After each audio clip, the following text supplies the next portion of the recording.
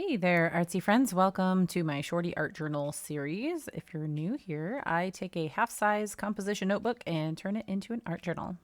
So I'm beginning, as you can see, with something that's already on the page. So in previous pages, if I had extra paint on my palette, I would smear it, or in this case, I actually painted circles onto another page so that that kind of gave me a starting point. So this one has more on it than usual, but I'm going to go ahead and fill in the blank spaces with some more neon colors.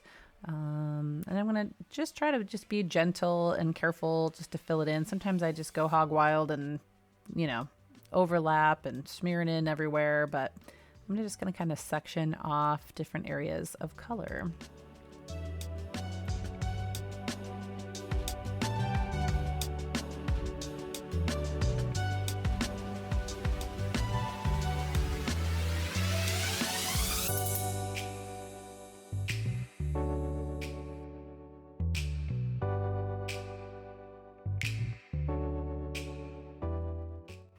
So since I did overlap a little bit on my black, I'm just going to go back over with some black paint to make sure my circles are nice and crisp.